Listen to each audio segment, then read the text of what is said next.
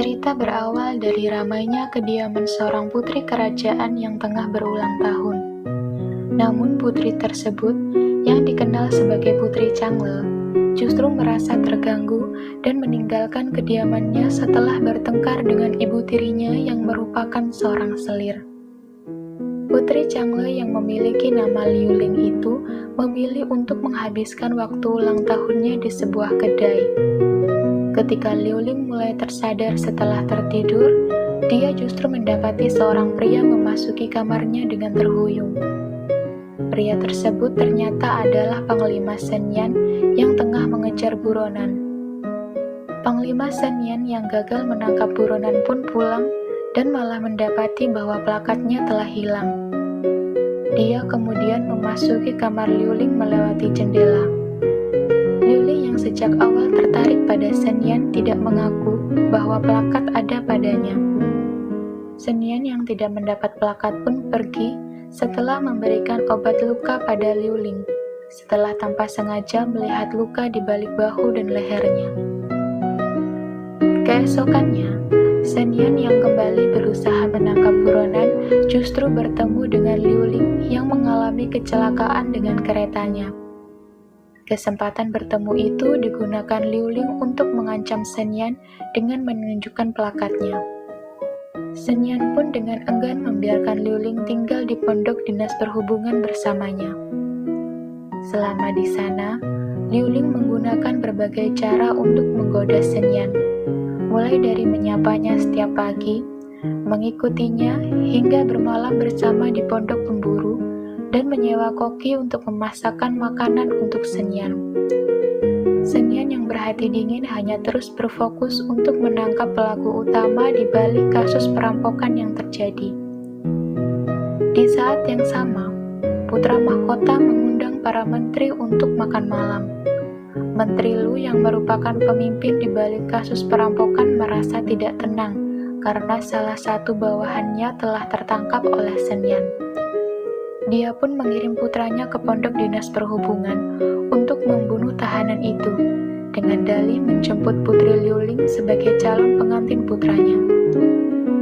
Liu Ling yang sudah tidak tahan dengan sikap dingin Shen Yan, kemudian memasuki kamarnya dan berpura-pura telah dilecehkan oleh Shen Yan.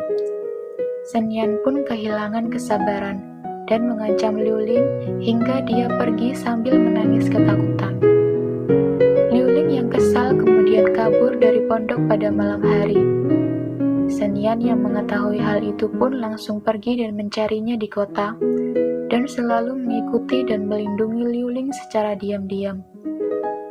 Liu Ling yang ditindas oleh orang-orang membuat Shen Yan tidak tahan dan menunjukkan dirinya untuk membantu Liu Ling. Liu Ling yang masih kesal dengan Shen Yan kemudian berpura-pura ditindas hingga membuat Shen Yan dimarahi orang-orang saat di pasar, dan juga memberinya obat tidur saat di penginapan. Tapi semua hal itu tidak membuat Shen Yan menyerah untuk terus menjaga Liu Ling.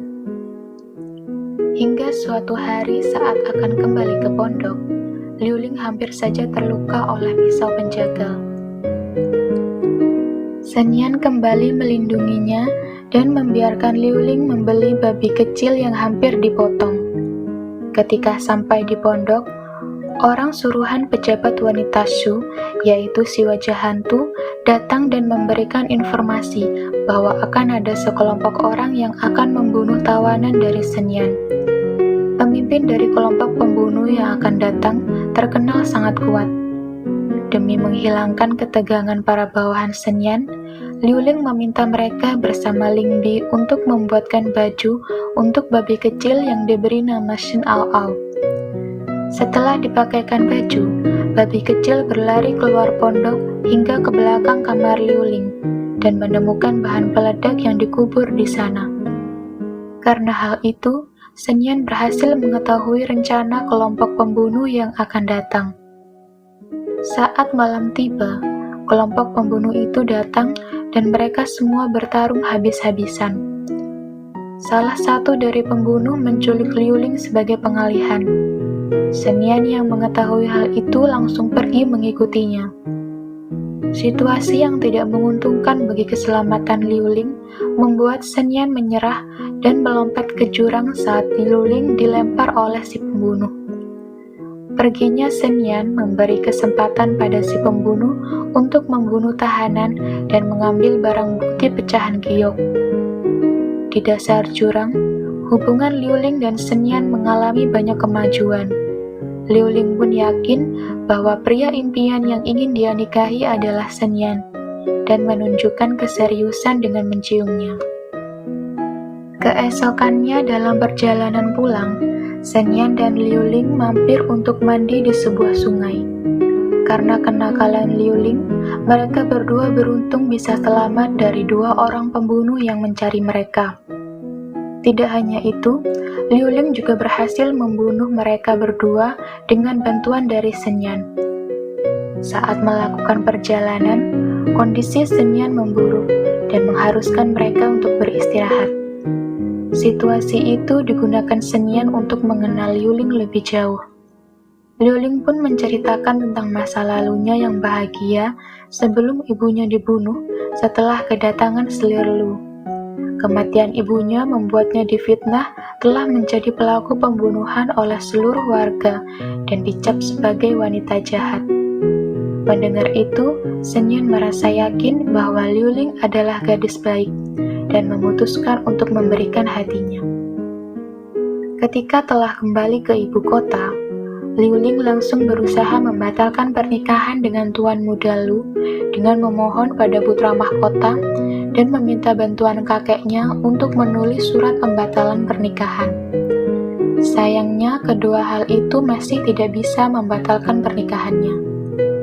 Liuling lalu mendatangi Shen Yan di kantornya, dan juga ibu Shen Yan di kediaman untuk menyenangkannya.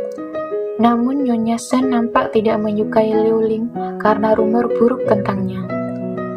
Shen Yan yang tidak ingin menyerah tentang Liuling, lalu mendatangi kakek Liuling dan memberinya hadiah. Kesungguhan Shen Yan membuat Liuling kembali bersemangat dan memutuskan untuk memenangkan kompetisi memanah, agar putra mahkota tidak dapat menolak permintaannya untuk membatalkan pernikahan.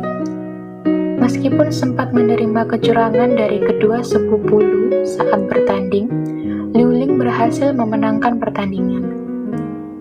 Pernikahan dengan keluarga Lu yang berhasil dibatalkan membuat keluarga Lu marah dan mengirim salah satu pelayan ke kediaman Liuling untuk merusak nama baiknya. Tapi tidak hanya nama baik yang dirusak. Pelayan itu juga membuat babi kecil kesayangan Liuling mati karena dimakan oleh para pengemis. Shen Yan yang telah diberitahu oleh Ling Bi kemudian langsung membawa Liuling pergi dan menenangkannya dengan menunjukkan hujan meteor di malam itu. Keesokan harinya, pelayan yang menyebabkan kekacauan di kediaman Liuling ditemukan mengapung di sungai. Hal ini memberikan kesempatan bagi Shen Yan untuk menginterogasi orang-orang di kediaman Lu dan para pejabat yang dia curigai terlibat dalam kasus perampokan Jiangzhou. Sementara itu, kakek Liuling yang menyadari hubungan cucunya dengan Panglima ke-14 merasa tidak setuju dan meminta Liuling untuk berhenti berhubungan dengannya. Paman Liuling lalu meminta sahabat keponakannya, yaitu pejabat Su, untuk membujuk Liuling menghentikan perasaannya. Pejabat Su yang menyayangi Liuling memiliki rencana sendiri untuk membantu Liuling. Dia pun membawa Liuling ke kuil, hingga tidak sengaja bertemu dengan Nyonya Shen yang kembali mengutarakan ketidaksenangannya dengan Liuling, terutama setelah rumor Putri Changle yang membunuh seorang pelayan. Saat di kediaman pejabat Su, Liuling yang hatinya sedang sedih mengatakan pada sahabatnya bahwa dia mencintai Shen Yan, namun juga masih tidak percaya dengan masa depan, dikarenakan traumanya akan kematian ibunya yang dikhianati oleh ayahnya. Shen Yan yang tanpa sengaja mendengar keraguan Liuling langsung pergi tanpa mengatakan apapun.